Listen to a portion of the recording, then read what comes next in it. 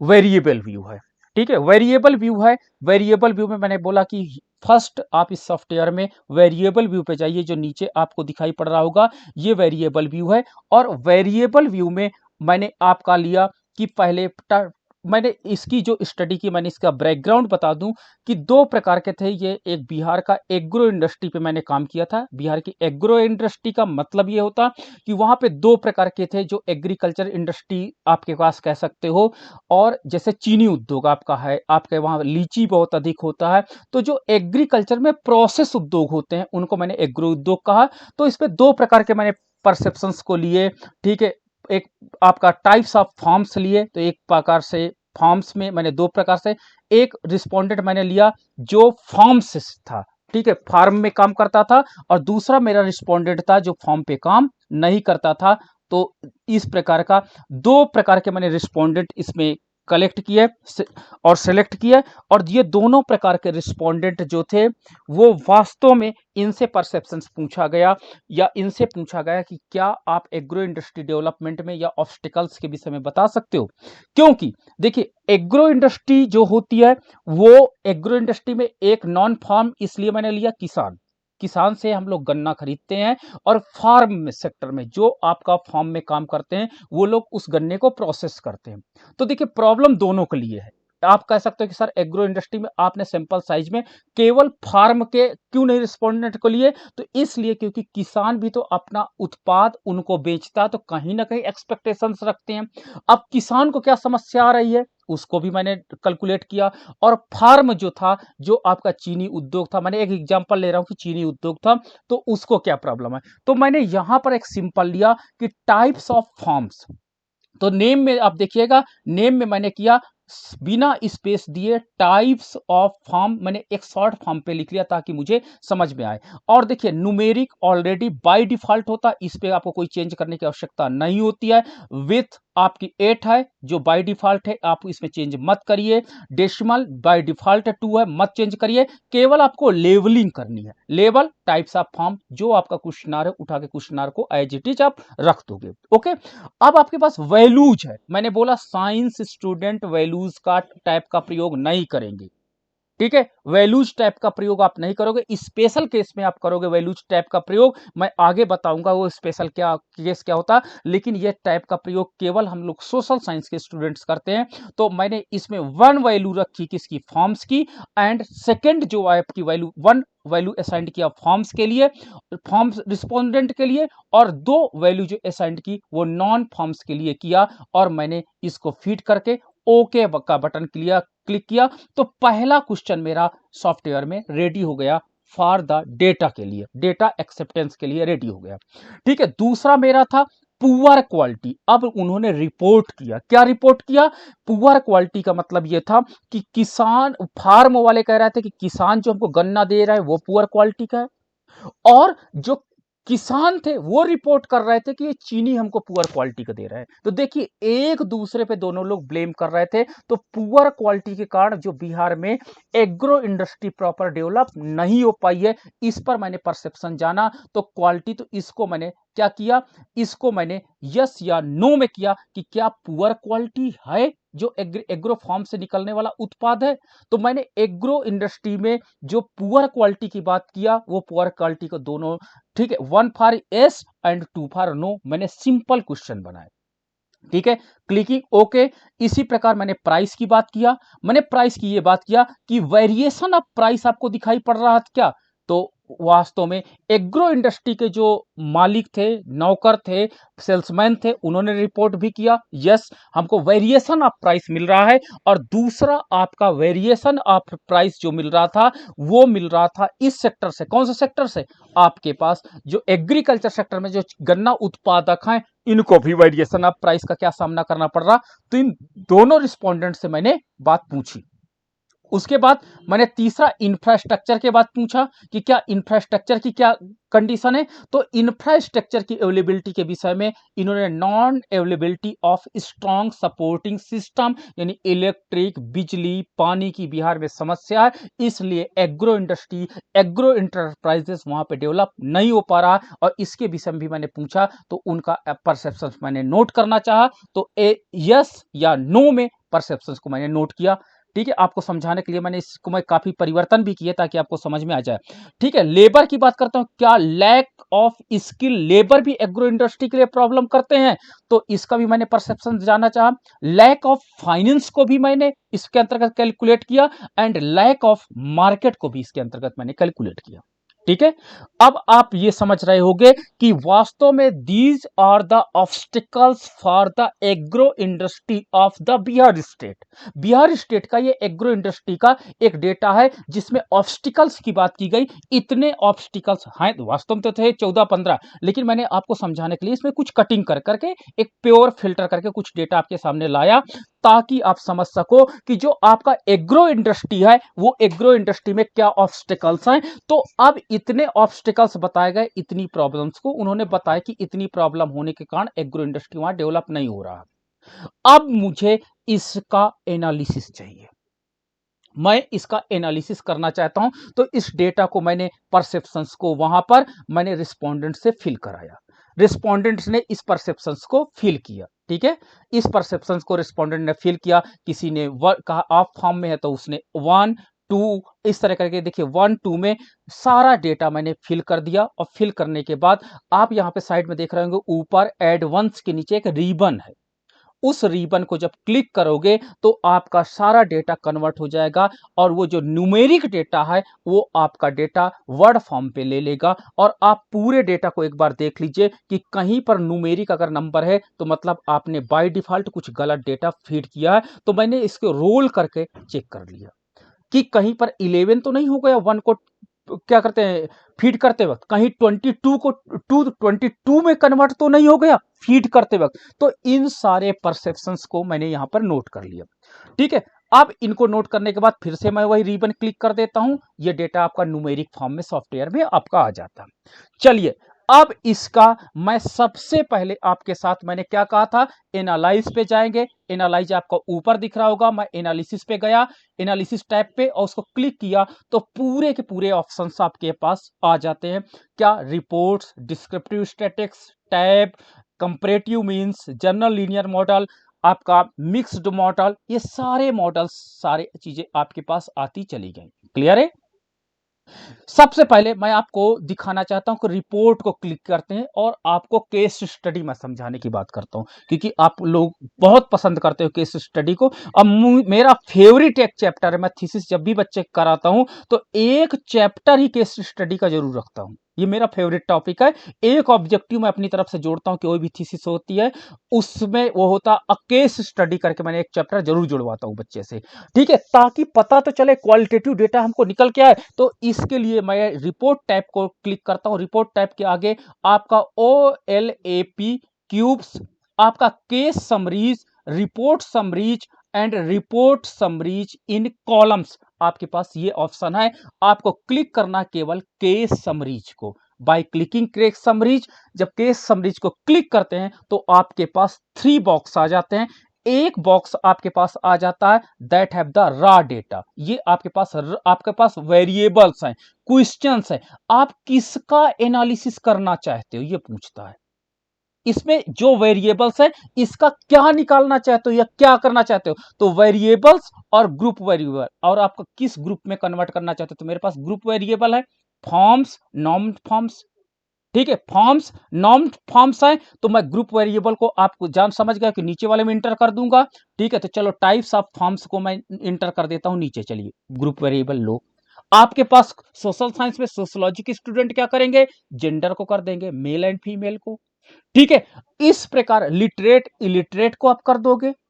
ठीक है, इस प्रकार मैनेजमेंट वाले क्या होते हैं वो अपना कर देंगे, कॉमर्स वाले वो अपना। इसी तरह का ग्रुप में कोई ना कोई आपके पास 2 ग्रुप्स होना चाहिए, नो मोर ग्रुप्स, ओनली 2 ग्रुप्स में आप क्लासिफाई कर सकते हो। तो मैंने यहाँ पे 2 ग्रुप्स कॉल क्लासिफाई किया था और उस ग्रुप वेरिएबल को जब क्लिक करता हूं तो क्लिक करने के बाद वो लाइट ब्लू हो जाता है और उसको उठा करके वेरिएबल्स कॉलम में, रेस्ट वेरिएबल को मैंने वेरिएबल्स कॉलम में क्लिक करता गया। एरो देखो, ये लाइट या आपका एरो जो होता है वो बता रहा है कि इसमें एंट्री हो गई। एंट्री होते ही देखिए इस एरो का जो डायरेक्शन है वो चेंज हो जाता है कि आप फिर से उठाइए। फिर मैंने सिलेक्ट किया और फिर से मैंने इसी एरो को क्लिक किया, फिर से मैंने क्लिक किया। आपको लैक ऑफ फाइनेंस को क्लिकिंग एरो, फिर से आपके पास आता चला गया। लैक ऑफ मार्केट, फिर से मैंने क्लिक किया। अब आपके पास देखिए दोनों तरफ के सारे, आप चाहो तो सारे वेरिएबल का, चाहो तो कुछ वेरिएबल का, ठीक है। जैसे सोशियो इकोनॉमिक कंडीशन आप निकालना चाहते हो कि उसकी केस स्टडी आप देखना चाहते हो, तो एक काम करो, केवल सोशियो इकोनॉमिक कंडीशन का ही जितने वेरिएबल्स है जो मैंने आपको क्वेश्चनर में पहला पोर्शन दिखाया था, केवल उतने डेटा को आप एनालिसिस करो, क्यों ढेर सारे करना। ओके, अब इसके बाद देखिए साथ में साइड में लिखा स्टैटिक्स, ध्यान से देखिएगा, ऊपर रेड बटन के पास नीचे लिखा स्टैटिक्स एंड ऑप्शंस, जहां पर मेरा कर्सर जा रहा है। बाय क्लिकिंग स्टैटिक्स को क्लिक करते ही आपको क्या निकालना है, तो एक तरफ लिख गया स्टैटिक्स टूल्स है, और दूसरी तरफ सेल स्टैटिक्स में आप जो चीज निकालना चाहते हो, कह रहा कि यहां से क्लिक करके आप इस एरो के जरिए सेल स्टैटिक्स में पुट कर दीजिए। ओके, कोई बात नहीं, मैं मीन है, मीन को क्लिक है, मैंने एरो क्लिक किया, ये मीन इधर सेल स्टैटिक्स में आ गया, मतलब आपके डेटा का मीन निकाल दिया जाएगा। ओके, एक काम करिए, मीडियन भी निकाल दीजिए, बाय क्लिकिंग एरो मीडियन भी मुझे चाहिए। एक काम करते हैं, मुझे स्टैंडर्ड एरर ऑफ मीन चाहिए, ये भी निकाल दीजिए। एक काम करते हैं, मैक्सिमा और minima, that is very important for my PhD thesis और द रिसर्च रिपोर्ट, ठीक है, इसे चाहिए। स्टैंडर्ड डेविएशन भी चाहिए मुझे, यस, स्टैंडर्ड डेविएशन भी चाहिए। एक काम क्वार्टेसियस आप निकाल सकते हो, रेंज निकाल सकते हो, ग्रुप, सारी चीज, स्क्यूनेस, आपका स्क्यूनेस तो वेरी इंपॉर्टेंट है, आपका सिमेट्रिक है नॉन सिमेट्रिक है, कैसे पता चलेगा, स्क्यूनेस आपका डेटा बताएगा, ठीक है।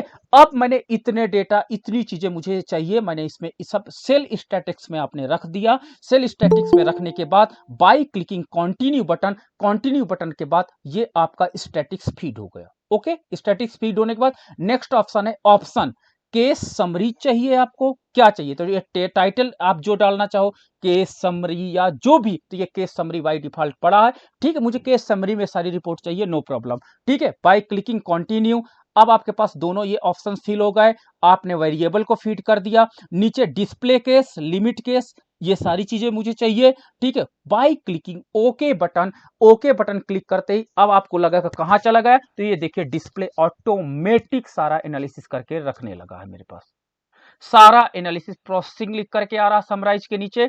देखिए डेटा, बहुत डेटा होता है, इसलिए सॉफ्टवेयर क्या करता है, सबको एनालिसिस कर रहा है, और एनालिसिस करने के बाद आपको सारी रिपोर्ट्स आ गई, ये दीजिए सारी रिपोर्ट वन क्लिक से आ जाती है। केस, कितने केस थे आपके पास, कितने रिस्पोंडेंट थे, इन 100 थे, उन 100 का मैंने एनालिसिस किया, और 100 का एनालिसिस करने के बाद ये देखिए पूरी आपके पास रिपोर्ट आ गई। मैं इसको थोड़ा सा आपके साथ, हाँ, ये जो आपके पास रिपोर्ट है, और इस रिपोर्ट को आप देख सकते हो कि टाइप्स ऑफ फार्म में पुअर क्वालिटी कितने लोगों ने बोला रॉ मटेरियल को, ठीक है, वेरिएशन ऑफ प्राइस कितने लोगों ने बोला, not availability of strong supporting infrastructure, lack skilled, ये लैक ऑफ फाइनेंस कितने लोगों ने बोला, सारी की सारे डेटा आपका रिपोर्ट एक क्लिक में आपका निकल करके आ जाएगा। और ये सारा रिपोर्ट आने के बाद लास्ट में आपके पास आपका स्टैटिक्स का अदर आता है, what is the mean value, आपके एक एक वेरिएबल का मीन वैल्यू पता चल जाएगा, मीडियन वैल्यू एक एक वेरिएबल का पता चल जाएगा, स्टैंडर्ड एरर ऑफ मीन पता चल जाएगा, मिनिमा वैल्यू पता चल जाएगी, मैक्सिमम वैल्यू पता चल जाएगी, स्टैंडर्ड डेविएशन का मान पता चल जाएगा, आपका स्क्यूनेस का मान पता चल जाएगा, ठीक है।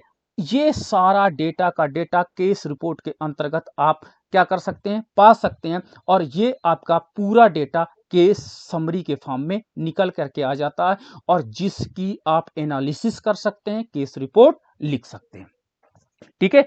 तो ये आपके पास पूरा डेटा आ जाता है, ये कॉपी करके वर्ड में पेस्ट हो जाता है, पूरा का पूरी टेबल, कोई टेबल आपको जनरेट नहीं करनी है, ठीक है। इसमें आपको क्या करना है, इसको आपको क्लिक कर देना बीच में कहीं, और क्लिक करते ही आपका देखिए यहां पर केस समरी हल्का सा ही हो गया, मतलब कि ये कट करने के लिए रेडी है, और कंट्रोल एक्स बटन दबाएंगे, पूरा कट करके आ जाएगा, और वर्ड फाइल एक ओपन कर लीजिए, और वर्ड फाइल में इसको पेस्ट कर दीजिए, आपकी पूरी की पूरी एनालिसिस टेबल आ जाएगी, और वो एनालाइज हो जाएगी। अब बस उसको आपको क्या करना, एक्सप्लेन करना है, जो मैं अभी आपको इसके बाद तुरंत सिखाऊंगा, ठीक है। तो पहला आपका केस रिपोर्ट जनरेट करना आपको समझ में आ गया, इजी गोइंग है। केस रिपोर्ट जनरेट करने के लिए आपको जिन चीज़ों का केस सबमिट करना है, जनरेट करना है, उन वेरिएबल को आप सेलेक्ट कर लेंगे और उन वेरिएबल को सेलेक्ट करने के बाद ये आपका केस जनरेट हो जाएगा। तो ये केस प्रोसेसिंग समरी आपकी टेबल आपकी जनरेट हो गई है। तो ये टाइप का प्रयोग आप कर सकते हो। तो इसे ऊपर कॉर्नर में, राइट हैंड कॉर्नर में देखिए मेरा कर्सर घूम रहा है, इसको कहते हैं output window. I am just repeating, this is called output window. और वो आपका पहला टैब था जो data and variable view window था। तो दो विंडो इसमें होते हैं, आप नीचे देख सकते हो कि इसमें दो विंडो होते हैं। जब दोनों को क्लिक करते हैं तो एक आउटपुट विंडो डॉक्यूमेंट के नाम से, ऊपर प्रॉब्लम, क्योंकि मैंने उसका नाम रखा था प्रॉब्लम, तो प्रॉब्लम के नाम से आ जाता है। तो इस प्रकार ये डेटा है, उसका आउटपुट विंडो में सारा का सारा एनालिसिस रिपोर्ट चली जाती है और उसको आप कट करके पेस्ट कर दीजिए वर्ड पे और वो रिपोर्ट आपकी एनालिसिस के लिए, ठीक है, वो आप अदर एनालिसिस के लिए रेडी है। चलिए, एनालिसिस में ठीक है, वो तो आप केस स्टडी में कभी करते हैं। हम आते हैं आपका डिस्क्रिप्टिव, या एक काम करते हैं कंपेयर मीन्स पे आता हूं। ठीक है, डिस्क्रिप्टिव में बात मैं करूंगा, कंपेयर मीन्स पे आता हूं। और कंपेयर मीन्स पे मैंने मीन को कैलकुलेट किया। पहला देखिए रेड बोल्ड एम लिखा है, मतलब मीन्स है, और यहां से आपका ईटा एनालिसिस किया जाता, इफेक्टिवनेस की कौन सी परेशानी सबसे ज्यादा बिहार में एग्रो इंडस्ट्री की है वो ये बताएगा। ठीक है, देखिए सिंपल सा, बाय क्लिकिंग मीन को क्लिक करेंगे, कह रहा है कि इंडिपेंडेंट वेरिएबल क्या है आपका, इंडिपेंडेंट आपका जो वेरिएबल है, एक मिनट,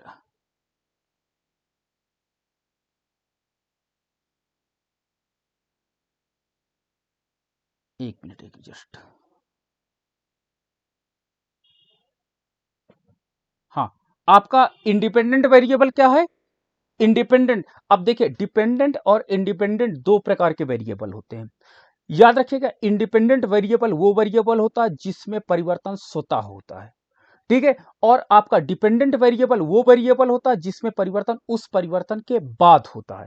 ठीक है, तो ये पॉइंट आपको नोट करना पड़ेगा डिपेंडेंट एंड इंडिपेंडेंट वेरिएबल का। जैसे टाइम इंडिपेंडेंट वेरिएबल अपने मन से बदलता है, ठीक है, लेकिन आपके पास क्या होता है, तो जो आपका फार्म है, जो आपके पास आपका पुअर क्वालिटी है, तो इंडिपेंडेंट और डिपेंडेंट वेरिएबल जो भी आपके पास हो उनको आप सेलेक्ट कर लीजिए और सेलेक्ट करने के बाद उसको इन बॉक्स में एक एक करके आप एनालिसिस करिए, ज्यादा एनालिसिस एक साथ मत करिए। ठीक है, आप क्लासिफाई कर सकते हैं कभी, जैसे अभी एक मैडम ने बोला था कि we can't define that what is the dependent variable and what is the independent variable. कोई बात नहीं, आप देखिए मैंने बिना सोचे समझे मैंने इस वेरिएबल को क्लिक कर दिया। क्लिक करने के बाद आपके पास ऑप्शन पूछे जाते हैं और ऑप्शंस पे भी आपके पास देखिए मीन, नंबर ऑफ केसेस, आपका सेल स्टैटिक्स में देखिए इधर आपके पास ये सारे टूल्स हैं जो लेफ्ट हैंड साइड में है, और इधर आपके पास सेल स्टैटिक्स में सारे के सारे जो टूल्स आपको निकालने हैं वो रखे गए हैं। ठीक है, मैं कोई ऐड नहीं कर रहा हूं, बस नीचे एनोवा टेबल ईटा लिखा है। देखिए नीचे आप स्टैटिक्स पास फर्स्ट लेयर में एनोवा टेबल एंड ईटा लिखा है, एंड टेस्ट फॉर लीनियरिटी। आपसे एग्जाम में कभी कभी आप लीनियरिटी निकालने की बात करते हो, तो मैं अभी लीनियरिटी पे बात नहीं करता हूं, मैं केवल एनोवा टेबल एंड ईटा पे बात करता हूं। बाय क्लिकिंग कंटिन्यू बटन करता हूं क्लिक, तो आपके पास ये आपके ऑप्शंस फीड हो चुके हैं। बाय क्लिकिंग ओके का बटन, जब ओके का बटन मैं क्लिक करता हूं तो ओके का बटन क्लिक करते ही मेरे पास ये टेबल जनरेट हो जाती है, आपकी केस प्रोसेसिंग वो बताती है कितना डेटा आपने केस प्रोसेस किया है। और दूसरा टेबल आपके पास रिपोर्ट आ गई कि फार्म जो आपके पास है फार्म, उसका मीन वैल्यू ये है क्या 1.0132, एंड एन कितने रिस्पोंडेंट है आपके पास फार्म से रिस्पोंडेंट हमने लिया है कितना 227, एंड नॉन फार्म से मैंने रिस्पोंडेंट कितने लिए हैं, मैंने रिस्पोंडेंट लिए 1.6033 मींस 184। इतने नॉन फार्म आपके पास हैं जो किसान है जो इस वर्तमान में आपके एग्रो इंडस्ट्री में काम नहीं कर रहे हैं। इनका स्टैंडर्ड डेविएशन आ गया, मैं अभी इनको एक्सप्लेन करना भी आपको सिखाऊंगा। ओके, ठीक है, पहले आप रिपोर्ट देख लीजिए। मैंने एक वेरिएबल की रिपोर्ट आपको अभी निकाल करके दिखाई है, और केवल एक वेरिएबल की रिपोर्ट जो आपके आई है, और उसका एनोवा टेस्ट भी इस सॉफ्टवेयर ने निकाल करके रख दिया है। और एनोवा टेस्ट देखिए एफ का मान 307 है एंड सिग्निफिकेंट है, और सिग्निफिकेंट में आप .000 देख सकते हैं, सिग्निफिकेंट है। तो इसका क्या मतलब होगा, इसको भी मैं आगे एक्सप्लेन करता हूं। ठीक है, तीसरा आपके पास ईटा का मान आ जाता है। ईटा का मान आता है और ईटा का मान आपका बताता है कि ईटा का मान 0.655 है एंड ईटा स्क्वायर का मान 0.429 है। तो मैंने केवल एक वेरिएबल का जस्टिफिकेशन करने की बात किया कि इसका ईटा मान क्या है, इसकी इफेक्टिवनेस क्या है, ये प्रॉब्लम कितना इफेक्टेड करता है बिहार में एग्रो इंडस्ट्री को, इस पर मैं चर्चा करना चाहता हूं। तो एक वेरिएबल को लेकर के मैं केवल बात कर रहा हूं और इसका एक्सप्लेनेशन मैं आपको बता रहा हूं। तो मैंने क्या किया, रिपोर्ट को मैंने क्लिक किया, देखिए रेड सिंबल हो गया, ये साइड में आप देखिए रेड सिंबल हो गया। रेड सिंबल का मतलब होता है this table is ready for cut and paste, this table is ready for cut and paste. तो यानी रेड है और मैंने इसको कंट्रोल जेड किया, कंट्रोल एक्स किया, ये टेबल देखिए आपकी कट हो जाएगी, यहां से हट जाएगी और ये आपके पास वर्ड फाइल में पेस्ट होने के लिए रेडी हो जाएगी। ओके, तो this file will be ready for the paste के लिए। और अब मैं देखिए ये कट आपके यहां से हो गई, सॉफ्टवेयर से कट हुई, अब कट होने के बाद अब ये पेस्ट होने के लिए रेडी हो जाएगी फाइल। तो अब मैं देखिए पेस्ट करके आपको दिखाता हूं और इसके बाद इस केवल एक वेरिएबल का एक्सप्लेनेशन कैसे किया जाएगा, आपका एनोवा टेबल क्या कहती है, तथा मेजरमेंट ऑफ एसोसिएशन यानी ईटा टेस्ट आपका क्या रिप्रेजेंट करता, इस पर हम चर्चा करेंगे। अगर एक वेरिएबल का आप समझ में आ गया तो आपके पास 10 नहीं 20 पर प्रॉब्लम्स आ जाए, सबका आप अलग अलग इनोवा टेस्ट निकाल लेंगे एंड सबका मेजरमेंट ऑफ एसोसिएशन अर्थात ईटा का मान निकाल लेंगे, मतलब इफेक्टिवनेस का मान कैलकुलेट कर लेंगे। तो दैट इज नो प्रॉब्लम। तो चलिए एक प्रॉब्लम को एनालिसिस है, इसको मैं एक्सप्लेन करना आपको सिखाता हूं। ठीक है, तो एक्सप्लेन करना सिखाता हूं आपको सॉफ्टवेयर से संबंधित। मुझे लगता है एक रिपोर्ट थी जो ऑब्स्टेकल पे मुझे काम करना था। ऑब्स्टेकल में आपको अदर चीजों पे कोई काम नहीं करना है, आपको यहां से मुझे बताना है। ठीक है, जो मैंने रिपोर्ट निकाली थी। ठीक है, इस रिपोर्ट में आप ये देखेंगे कि ये रिपोर्ट में वही चीज जो मैंने सॉफ्टवेयर से कैलकुलेट किया है, उस सॉफ्टवेयर से कैलकुलेट करने के बाद इस रिपोर्ट को मैं आपके सामने प्रेजेंट कर रहा हूं कि कैसे इसको आपके रिपोर्टिंग कैसे आप करोगे, इस बात पे मैं काम कर रहा हूं। तो देखिए पहला मेरा आपका वेरिएबल था, that is the first variable, आपका फर्स्ट ऑब्स्टिकल था, फर्स्ट बैरियर था poor quality of raw materials. तो फॉर्म्स जो थे उनका मीन वैल्यू था 10.059, नंबर ऑफ जो फॉर्म्स रिस्पोंडेंट थे 227 थे एंड जो आपके पास स्टैंडर्ड डेविएशन का मान था 0.66972 एंड नॉन फॉर्म्स जो है 1.5978 एंड 184 रिस्पोंडेंट थे। आपके पास ये स्टैंडर्ड डेविएशन का मान ये था। तो देखिए इसको मैंने एक्सप्लेन कैसे किया, the above table reporting reception of the form 227 respondent and non form के आपके 184 रिस्पोंडेंट्स है। Perception about the obstacle, obstacle कौन था, poor quality of raw materials, about the agro industry development, farm respondent having the mean value, farm respondent की जो value थी mean value, उसका मान कितना है 1.059 एंड आपका नॉन फॉर्म्स है उसका जो मीन वैल्यू है वो आपके पास 1.5978 है। Non form mean value are higher than total mean value of 1.296, जो देखे आपका 1.2968 है। The standard deviation for non forms is आपके पास स्टैंडर्ड डेविएशन का मान एंड फॉर्म रिस्पोंडेंट है इसका स्टैंडर्ड डेविएशन का मान। The standard deviation of the perception about the obstacle about the agro industry development for form respondent was less than that what etch was for the non farm. तो इसमें मैं कहना चाहता हूं आपको रिपोर्ट ये बता रही है कि जो फॉर्म है उसका मीन वैल्यू क्या है तथा स्टैंडर्ड डेविएशन वैल्यू क्या है, और नॉन फॉर्म का मीन वैल्यू क्या है, स्टैंडर्ड डेविएशन वैल्यू क्या है, तथा जो आपके पास टोटल मीन वैल्यू है किसकी मीन वैल्यू ज्यादा है तथा किसकी मीन वैल्यू कम है, इस पर हम लोग काम किए हैं। ठीक है, तो इस पर हम लोग जब बात कर रहे हैं, एक मिनट, स्टैटिक्स को मैंने एक क्या कहते हैं स्टैंडर्ड फॉर्म में एक्सप्लेन कर दिया। जो मुझे एसपीएसएस से एक रिपोर्ट प्राप्त हुई थी उस रिपोर्ट को मैंने एक्सप्लेन कर दिया। अब मेरे पास जब नीचे आता हूं तो एनोवा टेबल मेरे पास आती है। एनोवा टेबल ये बताती है, एक्सप्लेन करती है कि आपको याद रखिए एनोवा टेबल में ये बता रही है कि जो इनका परसेप्शन है फॉर्म्स का और नॉन फॉर्म्स रिस्पोंडेंट का, क्या परसेप्शन ये वेरिएबल इसमें फिट हो रहे हैं या नहीं हो रहे हैं, या इसको डिटरमाइन कर रहे हैं या नहीं डिटरमाइन कर रहे हैं। तो ये एनोवा टेबल हमें एक्सप्लेन करती है और इसको मैं जब 1 वे एनोवा, 2 वे एनोवा, 3 वे एनोवा पढ़ाऊंगा आपको तो इसके विषय में पूरी जानकारी आपको प्रदान करूंगा। लेकिन अभी आप शॉर्ट फॉर्म में ये देख लो कि जो एनोवा टेबल होती है वो बताती है कि आपके जो इनके परसेप्शंस हैं, जो आपके पास यहाँ पे मीन वैल्यू डिफरेंस आ रही है सेंट्रल वैल्यू से, सेंट्रल वैल्यू का मतलब होता है टोटल वैल्यू से, क्या वो एग्जिस्ट होती है या एग्जिस्ट नहीं होती है। तो ये आपका एनोवा टेबल एक्सप्लेन कर रहा है। तो एनोवा टेबल के माध्यम से हम लोग ये सीखेंगे कि क्या जो आपके पास ये परसेप्शन आए, दोनों मीन के बीच में डिफरेंस आया, क्या ये मीन का जो डिफरेंस आया फार्म और नॉन फार्म के रिस्पोंडेंट का, आपके एक मिनट कॉलर में चेंज करता हूं आपका,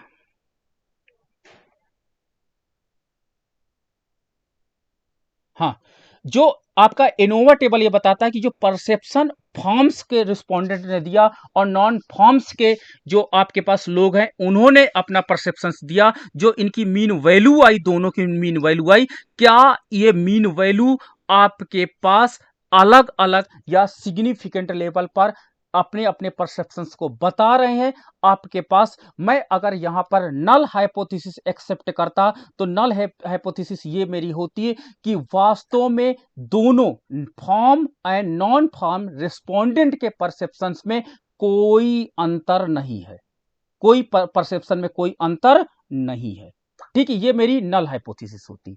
ठीक है, लेकिन आपके पास जो इनके परसेप्शन में कहीं ना कहीं अंतर आ रहा है, इसलिए आपको एनोवा टेबल सिग्निफिकेंट बता रही है। यानी आपकी जो नल हाइपोथेसिस है कोई अंतर नहीं वाला, वो रिजेक्ट होकर के अल्टरनेटिव हाइपोथेसिस आपकी एक्सेप्ट हो रही है। और अल्टरनेटिव हाइपोथेसिस एक्सेप्ट होने का मतलब ये होता है कि जो आपका ये एनोवा टेबल बता रहा है कि perceptions of the forms and perception of the non forms, जो आपके पास रिस्पोंडेंट है उन दोनों के परसेप्शन डिफरेंट है, उनकी मीन वैल्यू डिफरेंट है। इसलिए एफ टेस्ट का मान पॉइंट आपके पास 84.778 है एंड सिग्निफिकेंस लेवल यानी सिग्निफिकेंट है। तो इसको आपको लिखने का यही मेथड हर जगह प्रयोग होगा आपका। ठीक है, above the table so that the output of ANOVA analysis where there is a statistical significant, देखिए ये वर्ड आपका प्रयोग करना,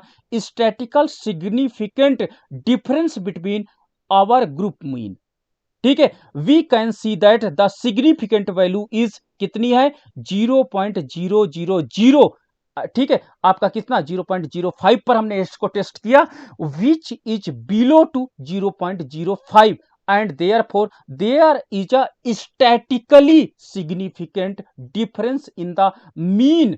कौन सा मीन? जो मीन आपने मैंने ऊपर देखा था कि ये जो मीन में डिफरेंस आ रहा फॉर्म्स रिस्पोंडेंट का एंड नॉन फॉर्म्स रिस्पोंडेंट का, क्या ये मीन वैल्यू सिग्निफिकेंट डिफरेंट है? तो एनोवा टेबल कह रहे हैं कि यस सिग्निफिकेंट डिफरेंट है। और poor quality of raw materials about agro industry development between types of forms and F test value जिसकी है 84.778 है। तो ये हमें बता रही है कि जो आपके पास दोनों परसेप्शन है दोनों रिस्पोंडेंट का, वो इसके विषय में वास्तव में एक्सेप्ट कर रहे हैं इस बात को कि नहीं पुअर क्वालिटी ऑफ द है और पुअर क्वालिटी के कारण एग्रो इंडस्ट्री डेवलप होने में प्रॉब्लम कर रही है। और मैंने ईटा स्क्वायर का मान निकाला कि फिर कितना है, आखिर प्रॉब्लम है तो फिर कितनी प्रॉब्लम है। तो ईटा का टेस्ट आप तब लगाओगे जब आपसे पूछा जाए कि वास्तव में कितना प्रॉब्लम जनरेट कर रहा है। तो चलिए इफेक्टिवनेस को चेक करता है। तो ईटा टेस्ट आपको इफेक्टिवनेस को कितना ज्यादा प्रभावित कर रहा है। आप एक काम करें, पॉलिटिकल साइंस में कौन सा नेता किस चुनाव में जीत रहा है, इफेक्टिवनेस से आप यहीं से निकाल सकते हो। तो ईटा टेस्ट का जो आपका ये टेबल आया, ये एसपीएसएस ने जनरेट करके दिया और इस एसपीएसएस ने जनरेट किया और ये मैंने एक्सप्लेनेशन किया कि ईटा स्क्वायर बराबर sum of square between groups divided by total sum of groups. तो मेरे पास जब सम ऑफ स्क्वायर था 30.181, कहां से मैंने पाया 31.1 आपका मैंने पाया यहां से। आपका ये आपका पहला और दूसरा आपका ये है।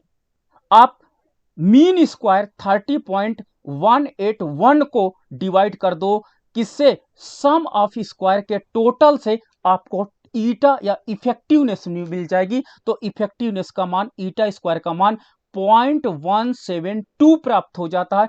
0.172 प्राप्त होने का मतलब यह होता है कि रिपोर्टिंग द लार्ज इफेक्ट। देखिए ये रिपोर्ट क्या कर रहा है कि ये जो ऑब्स्टिकल है बिहार में एग्रो इंडस्ट्री में, इसका इफेक्ट लार्ज है एंड ईटा स्क्वायर का मान 0.414 से ज्यादा है। देखिए 0.17 है। अतः कोफेन, ये मैंने दिया कि कहां से मैंने इस टेस्ट को रखा है, तो वो टेस्ट ये कोहेन ने बताया था कि अगर किसी की वैल्यू ईटा स्क्वायर का मान, जो यहां पर आप ईटा स्क्वायर देख रहे हो, अगर ईटा स्क्वायर का मान 0.14 से अधिक आएगा तो उसको आप लार्ज इफेक्ट कहोगे। और ये बताता है कि ये ऑब्स्टिकल बिहार में एग्रो इंडस्ट्री में 17% प्रभावित कर रहा है और 17% इसका रोल है, जिसके कारण वहां पर एग्रो इंडस्ट्री डेवलप नहीं हो पा रही है। तो ये एक ऑब्स्टिकल या एक प्रॉब्लम के विषय में मेरी स्टैटिकल रिपोर्ट जो आई उसको मैंने एक्सप्लेन आपके साथ कर दिया। अभी मैंने रिपोर्ट आपके सामने जनरेट किया। रिपोर्ट जनरेट करने के बाद मैंने आपके सामने उस रिपोर्ट को प्रेजेंट भी कर दिया। और प्रेजेंट कैसे किया गया वो आप देख लो कि सबसे पहले आपके पास मीन, अगर किसी को मीन और स्टैंडर्ड डेविएशन निकालने आता है तो समझ जाइए एनोवा से उसको सपोर्ट दिया जाता है। एनोवा से सपोर्ट देने का मतलब क्या होता है कि एनोवा आपको बताता है कि क्या वो मीन जो डिफरेंस हुआ है वो सिग्निफिकेंट डिफरेंस है या सिग्निफिकेंट डिफरेंस नहीं है। दूसरी बात ये बताता है आपका ईटा टेस्ट की वो मीन, जो आपके दोनों मीन में अंतर है, वो इफेक्टिवनेस को बताता है कि जो आप जिस प्रॉब्लम के विषय में, परसेप्शंस के विषय में आपने स्टडी किया है वो स्टडी कहां तक सार्थक है, तो उसके विषय में ये हमको बताएगा, ये प्रॉब्लम हमको बताता। तो देखिए आपका साइंटिफिक रिसर्च पेपर कितना अच्छा हो जाता अगर आपने थोड़ा सा सॉफ्टवेयर का प्रयोग और थोड़ी सी स्टैटिक्स का प्रयोग किया, तो ऐसा आपको मिल जाता है। ठीक है, तो ये आपने देखा। अब आपके पास ये यहां पे आप मुझे रिपोर्ट करिए।